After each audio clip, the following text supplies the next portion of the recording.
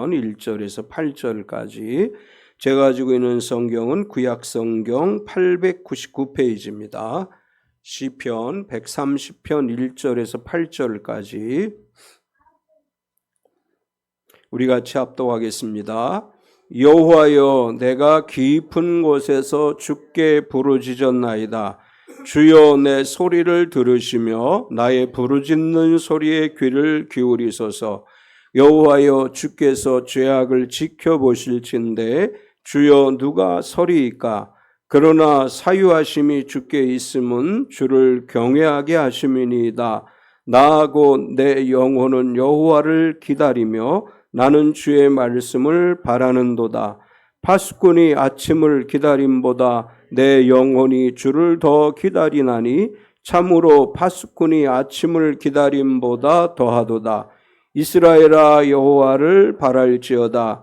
여호와께서는 인자하심과 풍성한 속량이 있음이라. 그가 이스라엘을 그의 모든 죄악에서 속량하시리로다. 아멘. 우리 하나님의 음성을 듣고자 기도하면 찬양하시고 말씀 나누겠습니다.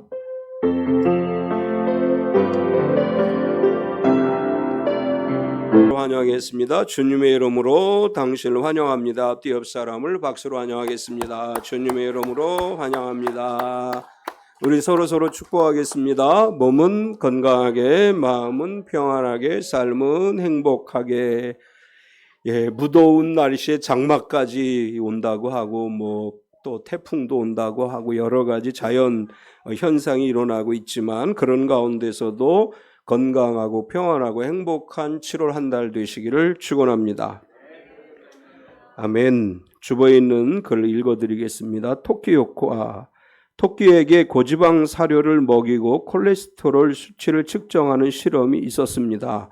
몇 달 후 대다수 토끼에게서 부정적인 수치가 나왔습니다. 그런데 유독 한 무리의 토끼들은 혈관의 지방이 60%나 적었다고 합니다. 이유를 알아본 결과 그 토끼를 돌본 연구원이 먹이를 줄 때마다 다정하게 말을 걸고 쓰다듬었다는 겁니다. 식단이나 유전자보다도 큰 영향을 끼치는 게 바로 애정이었다는 결과가 나왔습니다. 이른바 토끼 효과입니다. 관심과 사랑을 받고 있다는 느낌은 사람뿐 아니라 동물에게도 중요합니다. 사람들은 세상에서 끊임없이 자극적이고 공격적인 정보와 신호를 받습니다. 그 모든 메시지가 우리를 불안하게 만들고 위축시킵니다. 그러나 성경은 그렇지 않습니다. 인간이 얻을 수 있는 최고의 메시지는 바로 십자가의 사랑입니다. 가장 높고 위대하신 창조주 하나님께서 나를 위해 독생자를 주셨다는 말씀처럼 우리를 살리고 회복시키는 말이 어디 있겠습니까? 그 사실을 인식할 때마다 우리는 위로와 힘을 얻고 연기와 소망을 갖게 됩니다. 기억하십시오. 당신은 사랑받기 위해 태어난 사람입니다. 아멘. 우리가 어떤 말을 해주느냐에 따라서 상대방의 삶이 변화될 수 있다고 하는 이제 그런 의미의 말씀이죠. 제가 산에 올라갈 때마다 이렇게 MP3 성경 이제 말씀을 매일 듣는데 언젠가 쭉 올라가다가 전도서 말씀을 듣는데 제가 아주 재밌는 구절을 듣게 됐어요. 그래서 내려와서 구절을 찾아가지고 오늘 그 구절을 한번 소개해 보겠습니다. 전도서 7장 21절과 22절의 말씀인데 전도서 7장 21절 22절에 이렇게 말씀했어요. 또한 사람들이 하는 모든 말에 내 마음을 두지 말라. 그리하면 내 종이 너를 저주하는 것을 듣지 아니하리라. 너도 가끔 사람을 저주했다는 것을 내 마음도 알고 있느니라. 이걸 딱 들으면서 이거 댓글인데? 이런 생각이 딱 드는 거예요. 우리가 인터넷에 SNS를 하다 보면 이제 댓글에 관심을 집중하는 사람들이 있죠. 내가 쓴 글에다가 좋은 글만 써주면 되는데 막 댓글에 이상한 거 달고 그러면 막 열받고 그러죠. 이 전도서 7장 21절 22절을 보는데 이거 하나님이 벌써 수천 년 전에 니네 댓글에 신경 쓰지 마 이런 글을 우리에게 주셨네. 그래서 하나님 우리 이렇게 말씀하시는 거야. 너에 대해서 이야기하는 것 때문에 마음에 상처받지 마라. 그거 신경 쓰지 마라. 심지어는 뭐라고 얘기해요? 너의 종이 너를 비난하는 거 써도 그냥 모른 척하고 넘어가라. 이렇게 말씀을 하시면서 더 재밌는 건 너도 그렇게 했다 이런 얘기예요. 너도. 그래서 이 말을 듣고 얼마나 하나님 참 오묘하신 분이시다. 어떻게 말씀을 이렇게 전도서에다 이런 말씀을 써주셨을까. 여러분 그냥 남이 뭐라고 하는 거 신경 쓰지 마세요. 오늘 여기 토끼 효과라고 하는 이제 이런 표현도 등장을 했는데 우리가 다른 사람들을 위해서 해줘야 될 말은 제가 끊임없이 얘기하죠. 하나님의 언어로 해야 돼요. 축복하고 위로하고 격려하고 그리고 다른 사람이 나에게 하는 말 그냥 안 들으면 돼요. 안 보면 돼요. 댓글에 신경 쓰지 말고 그냥 하나님이 주신 말씀에 따라서 살아갈 때 그것이 우리에게 큰 은혜가 되고 복이 되는 줄 믿습니다. 사실 이것 때문에 한참 웃었어요. 산에서 내려오면서 이 말씀을 들었는데 한참 울었고 성경을 찾아보고 했습니다. 오늘 우리가 함께 봉독한 시편 130편은 성전으로 올라가는 노래라고 되어 있습니다. 성전으로 올라가는 노래 중에 하나이면서 또 시편에 7편의 참회의 시가 있는데 이 시편 130편은 6번째 참회의 시예요. 성전으로 올라가는 노래는 시편 120편부터 134편까지 총 15개의 편을 성전으로 올라가는 노래라고 하는데 이 15개 성전으로 올라가는 노래는 서로 각기 다른 시기에 작성이 됐고 또 내용에 있어서도 전혀 다른 내용이에요. 공통점이 있다면 성전을 향해 나아가는 순례자들의 간절한 마음이 담겨져 있습니다. 그래서 이제 이 성전으로 올라가는 이 노래 속에 특별히 참회를 겸하고 있는 이 130편은 하나님 전으로 나아가면서 자신의 죄를 자복하고 참회하면서 하나님께서 나의 모든 죄를 용서해 주옵소서라고 간절히 기도하고 찬양하면서 성전으로 올라가는 그런 시로 구성이 되어져 있습니다. 본문은 매우 짧죠. 8절로 되어져 있는 짧은 시임에도 불구하고 이 성전으로 올라가는 노래로서 순례자의 간절한 마음이 담겨져 있는 시라고 할 수 있고 시인은 성전으로 올라가면서 바라고 기다린다라는 표현을 합니다. 오늘 본문을 중심으로 해서 바라고 기다리는 믿음이라고 하는 제목으로 말씀을 나누려고 하는데 오늘 성전으로 올라가는 노래이자 참회의 시인 이 130편에서 시인의 세 가지 믿음을 발견할 수 있습니다. 시인은 오늘 이 시대를 살아가는 그리스도인들이 성전으로 나아갈 때 예배의 자리로 나아갈 때 이런 믿음으로 나아가고 세상 속에서도 하나님에 대한 이런 믿음으로 살아가라고 하는 그런 메시지를 우리에게 들려주고 있는데 오늘 본문 안에서 시인이 고백한 세 가지 믿음은 오늘 우리에게 필요한 믿음이라고 할 수 있고 여기서 우리가 발견할 수 있는 것은 첫 번째로 부르짖는 믿음, 기도하는 믿음이 우리에게 필요합니다. 본문의 찬양시가 참회의 시 가운데 하나라고 했는데 하나님의 성전으로 올라가는 시인은 하나님께 부르짖어 기도하면서 나아간다 이렇게 고백을 합니다. 우리가 하나님을 예배하는 자리에 나올 때 가장 먼저 할 일이 있다면 부르짖어 기도하는 마음으로 나와야 되죠. 하나님의 성전에 와서 우리가 부르짖어 간절한 마음으로 하나님께 기도할 때 하나님께서 우리의 기도를 기쁘게 받아주시고 우리에게 은혜를 내려주십니다.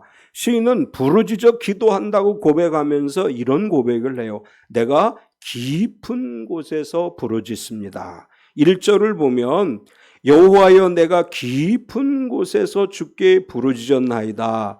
여기서 깊은 곳에서 내가 부르짖었나이다 라고 고백을 했는데 이 깊은 곳이라고 하는 것은 바닥을 헤아릴 수 없는 깊고 깊은 바닷속 또는 깊은 골짜기라고 하는 의미이고 이것은 심한 고통과 압박감이라고 하는 의미가 있습니다. 그래서 이 깊은 골짜기라고 하는 구절을 현대어 성경에서는 절망이라고 번역했어요. 또 공동 번역은 깊은 구렁이라고 번역을 했고 쉬운 성경에서는 깊은 절망이라고 번역을 했습니다. 이제 깊은 구렁이라고 하는 이 단어가 가지고 있는 의미는 뭐냐 하면 절망이라고 하는 의미예요. 우리가 살아가면서 절망 가운데 처할 때가 있죠. 모든 일이 다 잘되고 형통한 것이 아니고 깊은 절망과 좌절을 느낄 때가 있어요. 믿음으로 살아감에도 불구하고 우리가 그런 깊은 절망을 느끼고 있을 때 시인은 뭐라고 고백하느냐 하면 하나님을 향해 부르짖어 기도합니다. 이렇게 고백을 합니다. 우리가 성전으로 나아가는 상황은 항상 좋은 일만 있고 항상 기분 좋은 가운데 성전으로 나오는 건 아니죠. 주일날 교회에 나오려고 할 때 일주일 동안 너무나 기분이 좋아서 즐거운 마음으로 노래 부르면서 교회로 오셨나요?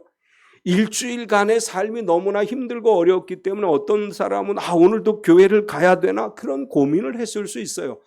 이제 히스기야의 이야기를 보면, 이사야서에 기록되어진 히스기야의 이야기를 보면 히스기야가 하나님의 성전으로 나아갈 때 두 가지 절망의 이야기가 있어요. 하나는 아수르가 예루살렘을 둘러쌌어요. 아수르의 사네립 왕이 예루살렘을 다 둘러싸고 있는 상황 속에서 히스기야는 그 절망적인 상황 속에서 하나님의 전에 올라가서 부르짖어 기도를 해요.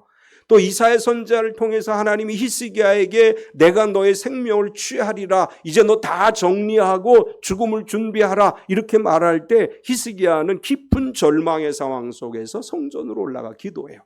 깊은 절망의 상황에서 성전으로 올라가 기도할 때 하나님이 그의 기도를 들어주셨습니다. 우리가 주님께 예배하러 나올 때 항상 즐겁고 감사한 일만 있는 것은 아니고 어쩌면 한 주간의 삶 속에서 깊은 절망을 느낀 분들도 있을 거예요. 그런 가운데서라도 하나님의 전에 나아가 부르짖어 기도할 때 하나님의 돕는 손을 만나게 될 줄 믿습니다. 우리가 깊은 절망 속에서 부르짖어 기도한다라고 하는 이 고백 속에서 시인은 또 이렇게 고백을 해요. 나의 부르짖는 소리에 귀를 기울이소서. 2절을 보면 주여 내 소리를 들으시며 나의 부르짖는 소리에 귀를 기울이소서. 시인은 내가 깊은 절망, 깊은 수렁과 절망의 상황 속에서 하나님께 부르짖어 기도하오니 나의 부르짖는 소리를 들으시고 나의 부르짖는 소리에 귀를 기울여 주옵소서라고 간절히 하나님께 호소하고 있습니다. 여기 귀를 기울이소서라고 하는 히브리어를 그대로 직역하며 이런 뜻이 돼요. 당신의 귀들이 집중력 있게 하소서라고 하는 뜻이에요. 여기서 귀라고 하는 단어가 이 복수로 사용을 했어요. 귀들리라고 사용을 했어요. 이게 무슨 얘기냐 하면 내가 처해 있는 이 깊은 수렁의 상황 속에서 부르짖는 소리에 하나님 귀를 크게 열어서 나의 소리에 집중해서 내 소리를 들어주옵소서라고 하는 이제 그런 간절한 기도인 것을 알 수 있습니다. 우리가 아무리 부르짖어도 하나님이 내 부르짖는 소리에 귀를 기울이시지 않으면 우리의 부르짖음은 헛사가 되고 마는 것이죠. 그래서 시인은 하나님께 간절히 기도하면서 이렇게 외쳐요. 하나님이여 나의 소리에 귀를 기울여 주시고 내가 하는 말을 들어 주옵소서. 우리가 전심으로 간절히 부르짖는 소리를 하나님은 외면하지 않으시는 분이에요.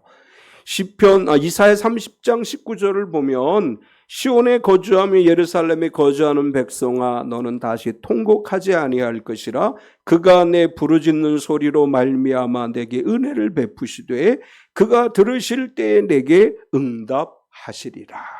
하나님께서 이사야 선지자를 통해서 말씀하시는 거예요. 다시는 통곡하지 않아도 된다. 왜냐하면 내 부르짖는 소리로 말미암아 너에게 은혜를 베풀어 줄 것이고 하나님께서 너의 부르짖는 소리에 응답하실 것이다.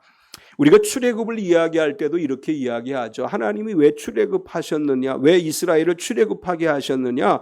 출애굽기 2장 23절에 보면 이렇게 기록합니다.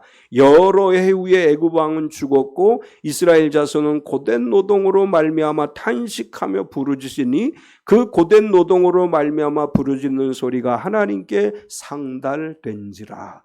하나님이 왜 모세를 보내서 이스라엘을 구원하셨느냐 하면 그들의 부르짖는 소리가 상달되었기 때문이다. 그들의 부르짖는 소리를 하나님이 들으셨기 때문이다. 이렇게 출애굽기에 기록을 합니다. 하나님 우리의 부르짖는 소리를 들으시고 귀를 여셔서 우리가 간구하는 소리를 들으시는 하나님이신 줄 믿습니다. 이제 시인은 계속해서 이렇게 고백을 해요. 내가 하나님께 부르짖는 이유 중에 하나는 나의 죄 때문이다. 하나님의 사유하심을 기대하며 내가 부르짖어 기도하는 것이다. 그러면서 이렇게 고백을 합니다. 하나님께서 내 죄를 사유하심으로 하나님을 경외하게 하십니다. 이렇게 노래를 해요. 3절과 4절을 보면 여호와여 주께서 죄악을 지켜보실진대 주여 누가 서리이까 그러나 사유하심이 주께 있으면 주를 경외하게 하심이니이다. 이제 이 시편 130편을 참회의 시 가운데 하나다 이렇게 제가 이야기를 했죠. 참회의 시라고 하는 것은 자신이 저지른 죄로 말미암아 고난을 당하는 가운데 하나님께 이 죄를 사해 주시고 나를 이 고난 속에 건져 주옵소서라고 하는 그런 기도가 포함되어진 것인데 이 시인은 이렇게 얘기하는 거예요. 하나님의 성전으로 올라가면서 내가 주께 부르짖는 이유는 뭐냐 하면 나의 죄로 인해 내가 큰 고난을 겪고 있고 이 고난 속에서 하나님이 내 죄를 사유해 주심으로 내가 하나님의 은혜를 덧입게 될 것이고 주를 경외하게 하십니다. 이런 고백을 합니다. 우리가 하나님께 나올 때 하나님께 전심으로 예배하기 위해서 먼저 해야 될 기도는 한 주간의 삶을 주님 앞에 내려놓고 회개하며 기도하는 것이죠. 우리가 하나님 앞에 지난 한 주간의 삶을 돌아보고 주님 나의 삶을 내려놓사오니 나를 용서해 주고 사해 주옵소서라고 전심으로 기도할 때 하나님이 우리의 죄를 사해 주시고 하나님의 사유하심이 우리에게 임하기 때문에 우리는 전심으로 주를 경외하며 예배할 수 있습니다. 시인은 이렇게 노래합니다. 시인이 성전으로 올라가는 노래 속에서 두 번째 믿음은 기다리는 믿음이라고 고백을 합니다. 성전으로 올라가면서 부르짖어 기도합니다. 하나님은 나의 죄를 사유해 주시는 분이시고 그래서 나는 하나님을 경외합니다. 이런 고백을 한 다음에 시인은 나는 기다리는 믿음으로 살겠습니다. 이런 고백을 하는데 내 영혼이 여호와를 기다립니다. 이렇게 고백을 해요. 5절을 보면 나 곧 내 영혼을 여호와를 기다리며 나는 주의 말씀을 바라는도다. 여기서 내 영혼이 여호와를 기다립니다 라고 표현했는데 이 기다린다고 하는 히브리어의 의미는 뭐냐 하면 도우심을 기다립니다 라고 하는 뜻이에요. 하나님의 도우심을 내가 기다리며 오늘도 살아갑니다.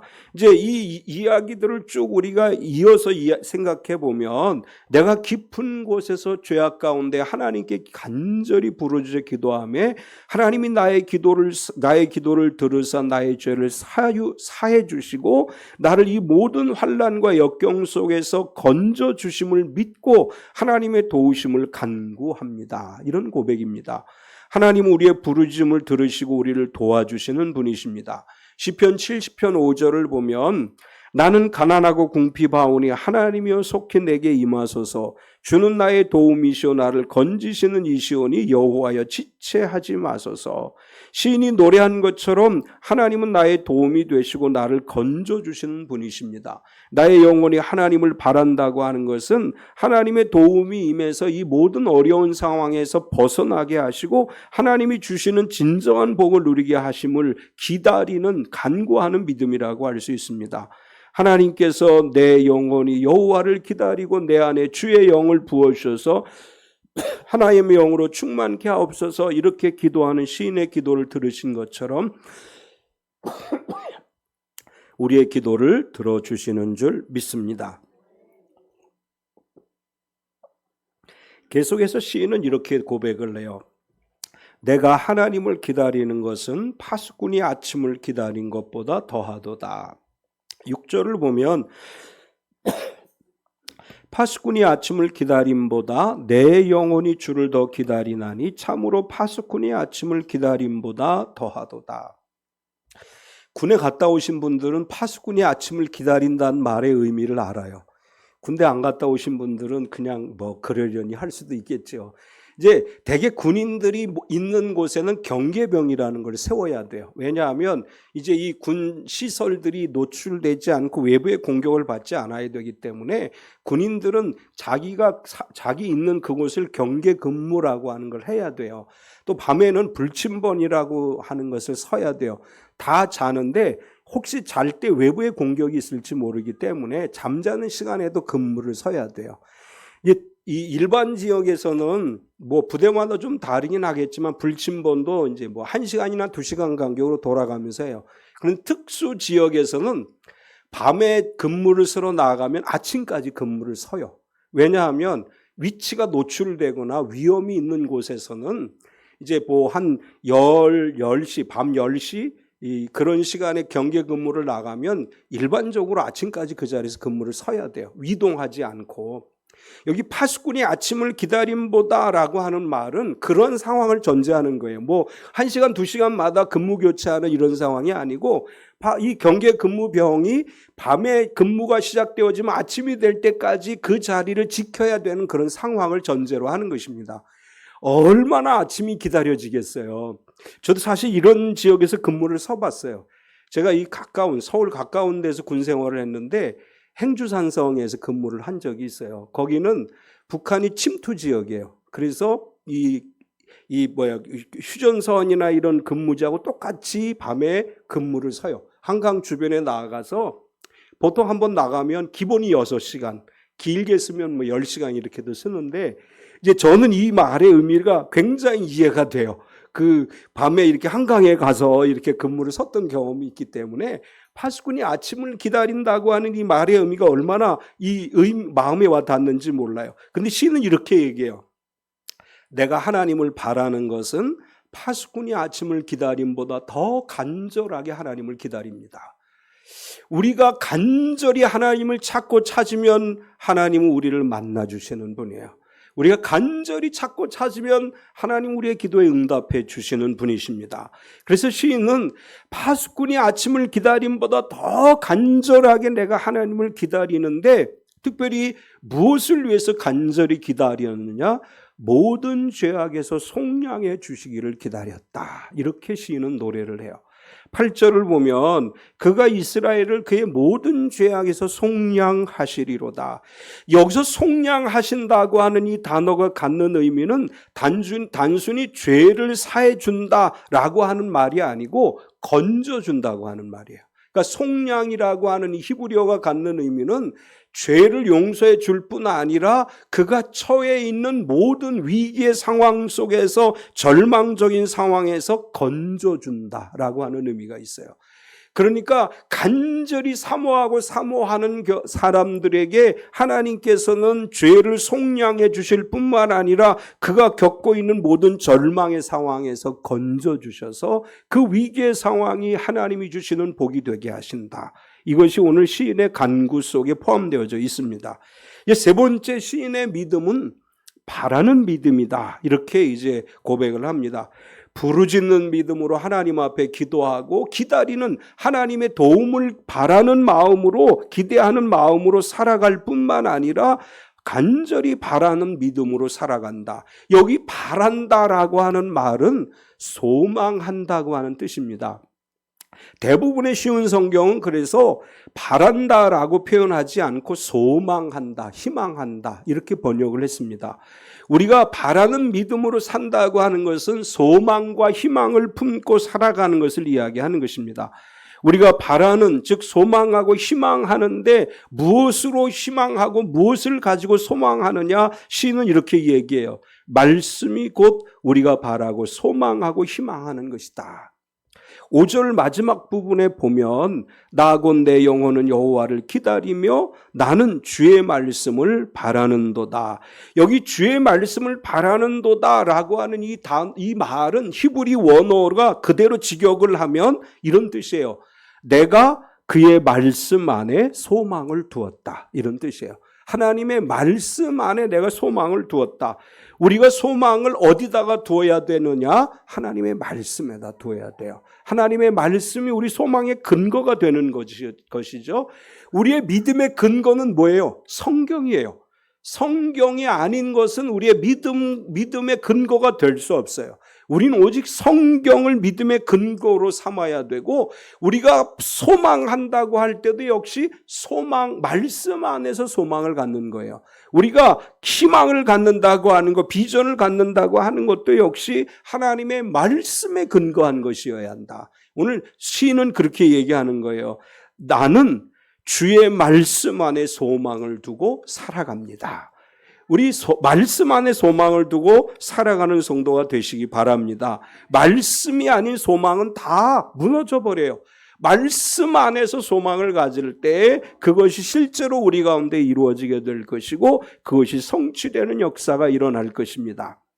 또한 말씀을 소망하는 사람들은 결과적으로 하나님을 바라는 것입니다. 7절을 보면 이스라엘아 여호와를 바랄지어다 여호와께서는 인자하심과 풍성한 속량이 있습니다. 이제 여호와를 바라라 이렇게 이야기하고 있는데 여호와를 바란다고 하는 이 말은 쉬운 성경에서는 이렇게 번역을 했어요. 여러분의 소망을 여호와께 두십시오. 현대어 성경은 여호와를 믿으라 이렇게 번역을 했습니다. 그러니까 하나님을 바란다고 하는 말이 뭐냐 하면 하나님께 소망을 둔다. 또 하나님을 믿는다 이런 뜻이에요. 우리가 하나님을 바란다고 하는 것은 하나님께 소망을 두고 하나님을 믿으며 오직 하나님께서 모든 일을 이루어 주실 것을 기대하며 살아가는 것입니다. 하나님께 소망을 두며 살아가시기 바랍니다. 다른 거 소망 두지 마세요. 다른 것에 기대를 갖지 마세요. 오직 하나님께만 소망을 두고 말씀을 소망으로 삼고 살아갈 때 그것이 우리 가운데 하나님의 복이 되고 우리 가운데 하나님이 주시는 은총으로 임하는 역사가 일어날 줄 믿습니다. 우리가 바라고 소망하고 믿는 하나님에게는 시인은 마지막으로 이렇게 얘기해요. 인자하심과 풍성한 속량이 있다. 이렇게 고백을 합니다.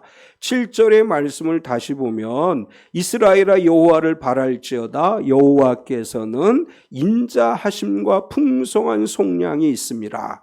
여기 여호와께서는 인자하심과 풍성한 속량이 있습니다. 이 구절을 현대어 성경은 이렇게 번역을 했어요.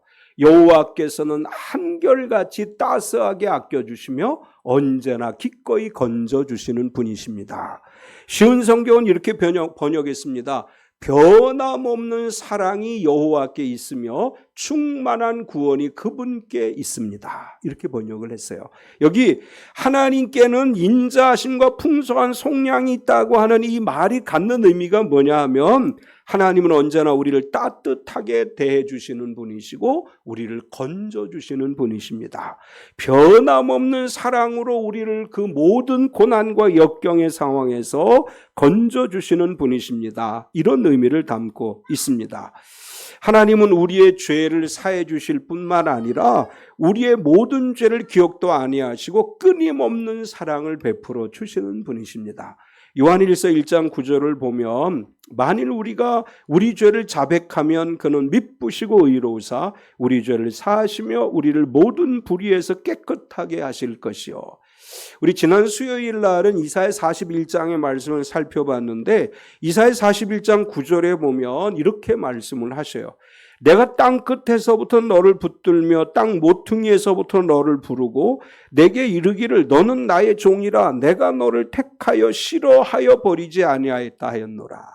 하나님 우리를 버리신 분이 아니에요. 하나님 우리가 잘못하고 죄를 짓는다 할지라도 나는 내가 싫어하고 우리를 버리시는 분이 아니시고 끝까지 사랑하시는 분이세요. 하나님의 그 끝없는 사랑이 우리 가운데 있음을 믿고 오늘 성전으로 올라가는 노래이자 또 참회의 시 가운데 하나였던 이 말씀처럼 하나님께 부르짖어 기도하면 죄를 사해 주시고 우리가 겪는 모든 고난의 상황에서 건져주시는 하나님이심을 믿고 기다리는 믿음으로 하나님의 돕는 은혜가 임함을 믿고 하나님을 바라봄으로 복된 삶을 살아가는 하나님을 바라고 소망하는 믿음으로 하나님께 온전히 기대하는 믿음으로 살아가는 저와 여러분 되시기를 축원합니다.